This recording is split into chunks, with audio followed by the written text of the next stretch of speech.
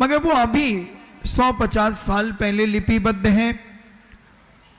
तो प्रश्न व्याकरणांग वस्तु खो गई है, मुट्ठी में क्या है, या अन्य कोई चिंता का विषय हो, तो उन सब प्रश्नों का उत्तर यथार्थ व्याख्यान समाधान उस प्रश्न व्याकरणांग के अंदर है। और ये कोई छोटा मोटा ग्रंथ नहीं है। कितने श्लोक हैं इस ग्रंथ में, कितने श्लोक हैं?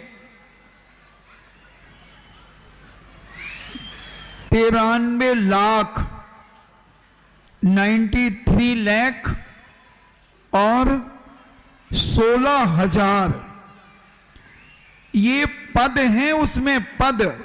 और एक पद कितने अक्षरों का मैंने बताया, तो अब एक मध्यम पद लिखने में कितनी स्याही लगेगी ये भी मैंने आपसे बताया था। तो ये प्रश्न व्याकरणांग नाम का जो अंग है, इसमें बहुत सारे ऐसे विषय हैं कि दुनिया में जो लोगों के होते रहते वो भगवान की दिव्य ध्वनि में सब खिरे। आज का पढ़ा लिखा बच्चा पूछता है कि महाराज जी, क्या हमारे भगवान महावीर स्वामी, हमारे भगवान राम, हमारे भगवान हनुमान, हमारे भगवान आदि ब्रह्मा ऋषभदेव आदि जो तीर्थंकर हुए हैं 24, क्या ये मोबाइल बनाना जानते थे? क्या ये टीवी बनाना जानते थे? क्या ये एरोप्लेन बनाना जानते थे? क्या रोबोट बनाना जानते थे? जितनी भी आज दुनिया में ये चीजें दिख रही हैं यांत्रिक, क्या ये जानते थे? मैंने कहा हाँ जानते थे। तो उसने प्रश्न किया, फिर मोबाइल 1995 में भारत में क्यों आया? इसके पहले आ जाना चाहिए था। भगवान महावीर स्वामी को 2550 वर्ष लगभग हो गए, उस समय आ जाना चाहिए था। मैंने कहा पागल, ये तो अभी की बात कर रहा है। हमारे आदिनाथ स्वामी को अरबों खरबों, कोई गिनती नहीं, इतने वर्ष हो गए, हजारों सागर पर्यंत हो गए, वो भी जानते थे। हमारे भगवान राम के लिए जैन दर्शन के अनुसार 6 लाख वर्ष लगभग हो गए, तो भगवान राम भी जानते थे कि मोबाइल कैसे बनाया जाता है। दुनिया में ऐसी कोई चीज नहीं है जो हमारे भगवान उसके बारे में ना जानते हो। तो बोले फिर उन्होंने क्यों नहीं बताया? आपका भी प्रश्न हो सकता है, इस सभा के लोगों का भी। मैं आपसे पूछना चाहता हूं, सभी माताओं बहनों भाइयों से, बेटियों से, बहुओं से, कि आपको जितना भी नॉलेज है, जितना भी ज्ञान है, कि आपने सारा ज्ञान अपने बच्चे को दे दिया है? आपको दुनिया में पाप कहां होते हैं यह भी मालूम है। आपको यह भी मालूम है कि दारू की दुकान कहां है। आपको यह भी मालूम है कि जुए का फड़ कहां है। आपको यह भी मालूम है कि दुराचार कहां होता है, कि कौन कौन सी मां और पिता ने अपनी संतानों को दुराचार के स्थान बताए हैं। कौन कौन व्यक्ति ने जुए के फड़ बताए हैं, कौन कौन ने दारू की दुकान बताई है, क्यों नहीं बताई? मैं आपसे पूछना चाहता हूं। जब आप जानते हैं तो आपने ज्ञान क्यों नहीं दिया बच्चे को? मैं आपसे पूछना चाहता हूं, प्यारी माताओं बहनों भाइयों बेटियों बहुओं, क्यों नहीं बताया? कितनी चीजें हैं जो आप जानते हैं, आपके ससुर जी जानते होंगे, उन्होंने क्यों नहीं बताया? मेरा प्रति प्रश्न है, आपके बच्चों के प्रश्न के ऊपर प्रति प्रश्न। अब मैं इसका उत्तर देता हूं। जब आपने छोटी सी बातें आप जानते वो नहीं बताई, तो हमारे भगवान इन सारी चीजों का साइड इफेक्ट जानते थे कि मोबाइल से कितने साइड इफेक्ट होंगे, कंप्यूटर से कितने साइड इफेक्ट होंगे। रोबोट अब तो और बड़ा गजब कर दिया। मैंने आज ही पेपर में पढ़ा कि रोबोट गर्भ धारण करेगा, रोबोट से बच्चे पैदा होंगे। अब तुम्हारी कोई जरूरत नहीं है। तो क्या ये भी जानते थे कि आने वाले समय में ये भी होगा। दुनिया में जो कुछ हो रहा है, हो गया है, होगा, सारे भूत भविष्य वर्तमान की अनंत द्रव्य गुण पर्यायों को एक साथ आंवला बलक, आंवले के समान रखी हुई वस्तु को वो 3 लोक में सब कुछ जानते हैं। पूरे विश्व में कहां क्या हो रहा है, क्या होगा, भूत भविष्य वर्तमान की सारी पर्यायों को जानते हैं।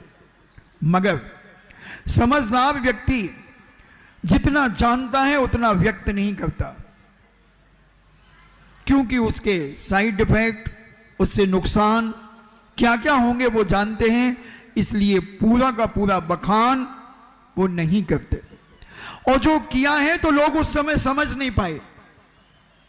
आज जितने भी एरोप्लेन हैं बंधुओं, ये क्या है, कैसे बने।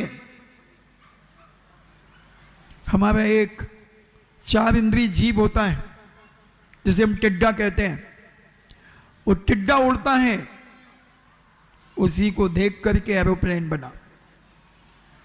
बड़े बड़े इंजीनियरों ने रोड बनाए, पहाड़ियां काटी गधे के माध्यम से। गधे को छोड़ दिया पहाड़ी पर, अब गधा जहां जहां से जाएगा वहां से लाइन डलती चली जाएगी, रोड बन जाएगी, रोड बनाई जाएगी। तो बहुत सारी चीजें ज्ञान होने पर भी व्यक्त नहीं की जा सकती, क्योंकि उनसे नुकसान होता है। इसलिए भगवान ने 2 घंटे 24 मिनट के ज्ञान में सब कुछ बताया, मगर लोग उस समय उस ज्ञान की बात को समझ नहीं पाए। जैसे अभी 400-500 साल पहले नास्ट्रेदामस ने बहुत सारे संकेत दिए हैं तृतीय विश्व युद्ध के, और भी बहुत सारे संकेत, और उनके बहुत सारे संकेत सफल भी हो रहे हैं, देखने में भी आ रहे हैं। मगर उनके संकेतों को जानने वाला व्यक्ति चाहिए।